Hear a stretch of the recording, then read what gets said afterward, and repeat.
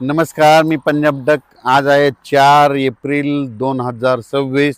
मी जात आहे बीडकडं, चुंबळे फाटा चुंबळे या ठिकाणी शेतकरी मेळावा जात असताना बीड जिल्ह्यात असल्यामुळं एक खास करून शेतकऱ्याला अंदाज देणार आहे, कारण की शेतकऱ्याचे खूप फोन येत आहेत। आता पाऊस पडेल का? तर सर्वप्रथम राज्यातल्या सर्व शेतकऱ्याला सांगू इच्छितो की राज्यामध्ये उद्या 5 एप्रिलपासून हवामान कोरडं राहणार आहे, उन्हाची तीव्रता वाढत जाणार आहे, म्हणून हा अंदाज सर्व शेतकऱ्यांना लक्षात यायचा। म्हणजे सांगायचं झालं तर उद्यापासून 5 एप्रिलपासून राज्यात काय होईल, उन्हाचा पारा वाढत जाणार आहे। 8-9 तारखेला 40-41 अंशापर्यंत उन्हाचा पारा वाढत जाणार आहे, गरमी देखील वाढणार आहे, म्हणून हा अंदाज सर्व शेतकऱ्यांना लक्षात द्यायचा। ज्यांचे कांदे असेल आता कांदा काढायला काही हरकत नाही, त्याच्यानंतर कोणाचा गहू शिल्लक राहिला काढायचा असला तर गहू काढू शकता, हरभरा काढू शकता, मका देखील काढू शकता, कारण की आता सध्या तरी पावसाचं वातावरण नाही, म्हणून हा अंदाज लक्षात यायचा।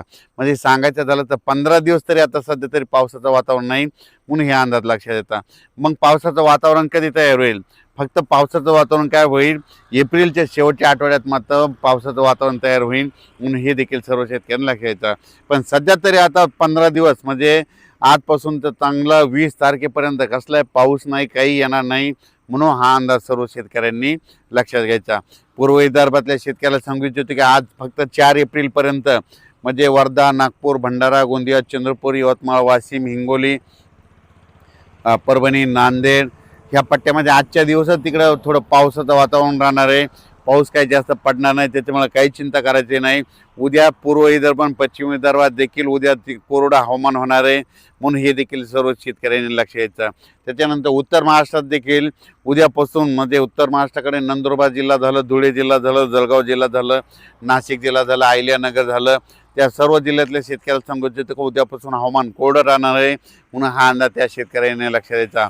पाऊस काय येणार नाही, म्हणून हा देखील लक्षात द्यायचा। त्याच्यानंतर कोकणपट्टीच्या सर्व शेतकऱ्याला सांगू इच्छितो की कोकणपट्टी पूर्ण, त्याच्यानंतर पुणे जिल्हा, सातारा जिल्हा, कोल्हापूर जिल्ह्याच्या शेतकऱ्याला सांगू इच्छितो की उद्यापासून हवामान कोरडं होणार आहे। 5 एप्रिलपासून 20 तारखेपर्यंत कोरडं होणार आहे, म्हणून हा अंदाज सर्व शेतकऱ्यांनी लक्ष द्यायचा।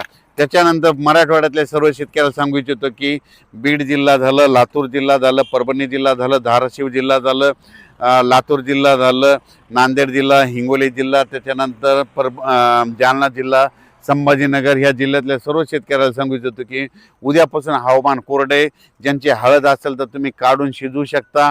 पाऊस काय येणार नाही, त्याच्यामुळे उद्यापासून काही पावसाचं वातावरण नाही। फक्त आता उन्हाची तीव्रता वाढत जाणार आहे, 40, 41, 42 अंशापर्यंत उन्हाचा पारा वाढत जाणार आहे, म्हणून हा अंदाज सर्व शेतकऱ्यांनी लक्षात घ्यायचा। म्हणजे राज्यात ठिकठिकाणी उद्यापासून हवामान कोरडं होणार आहे, म्हणून हे देखील सर्व शेतकऱ्यांनी लक्षात घ्यायचं।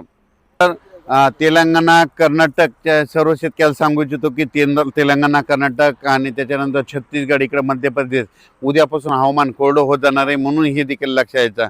म्हणजे सांगायचं झालं तर राज्यात म्हणजे उद्या 5 एप्रिलपासून हवामान कोरडं राहणार आहे, 20 तारखेपर्यंत 20 एप्रिलपर्यंत कसला पाऊस काय येणार नाही, म्हणून हा अंदाज लक्षात यायचा। मग सांगायचं झालं तर राज्यात फक्त आजच्या दिवसात म्हणजे फक्त विदर्भातच म्हणजे वर्धा, नागपूर, भंडारा, गोंदिया, चंद्रपूर, यवतमाळ, वाशिम, हिंगोली त्या भागातच ढगाळ वातावरण राहील आणि तुरळक भागात पाऊस पडेल। पण उद्या मात्र पूर्व विदर्भात देखील 5 एप्रिलपासून हवामान कोरडं होणार आहे, म्हणून